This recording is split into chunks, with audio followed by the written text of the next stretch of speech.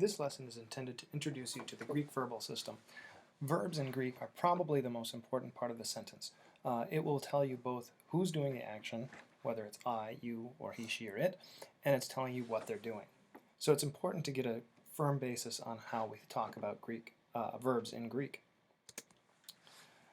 Now, we're going to focus here on finite verbs. Finite verbs, finite comes from the Latin word finis, which means boundary, and it means it has limits.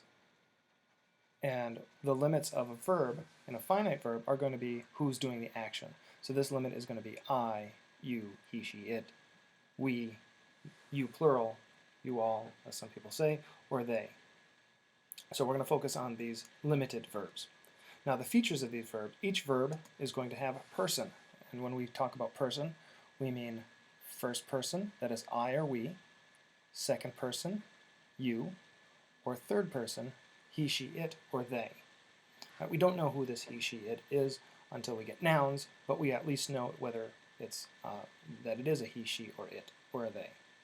So verbs have person. Verbs also have number. And here in this course, we're going to focus on singular. So if a verb is singular in first person, it's I. Singular in second person, it's you. Singular in third person, it's he, she, it.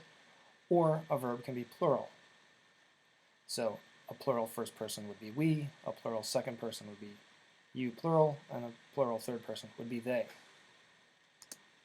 Verbs also have tense. We'll get into these tenses more as we go, but there are 6 tenses in all in Greek.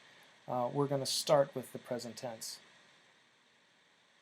move on quickly to the future, and then we'll talk more about other tenses as we go. But there are 6 tenses.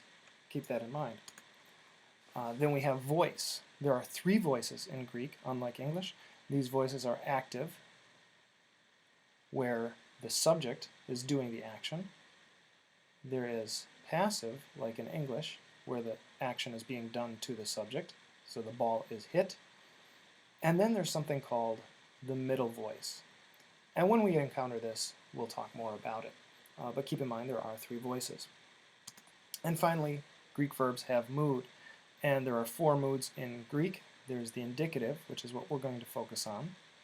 That is the storytelling mood. There's the imperative, which is the commanding mood.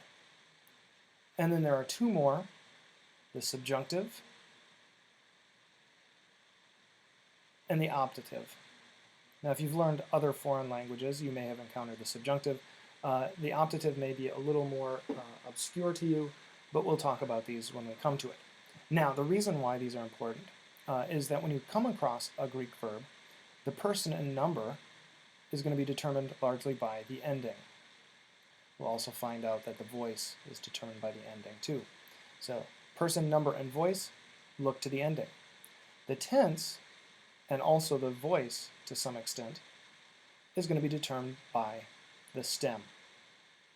And then the mood is going to be determined by things that we add in between the stem and the ending.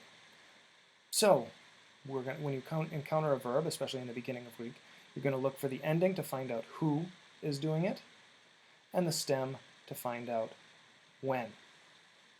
Now, in Greek, you may say, well, there are 6 tenses.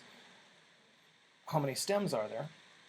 And these we refer to as principal parts of a verb. In English, we have principal parts. We have sing, sang, sung, right, based on usage, or various other ones. Sometimes this last principal part ends in ed. Greek has 6 principal parts, or a complete verb will have principal parts. Most verbs have 6 principal parts. And just very briefly here, eventually you will want to memorize all the 6 principal parts, if they have 6 principal parts. But just to give you an idea, the first principal part gives us the present.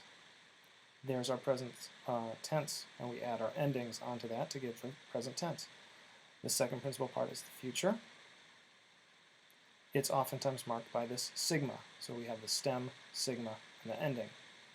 And then we have what's called the aorist. This is your simple past tense. there are actually going to be two different types of aorists. We won't worry about that right now. Then we have the perfect stem.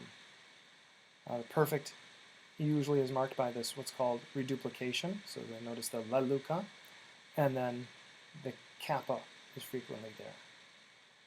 And this is going to be the perfect active. La lumai here is the perfect middle and passive. Right, again, it's reduplicated, but we've got something else going on here. There's no kappa. And then the final principal part, the sixth principal part, eleuthein, is going to be our aorist passive. These will become more familiar to you as we go, but you should keep in mind the 5 features of a finite verb: person, number, tense, voice, mood, and then that each verb is going to have a principal part.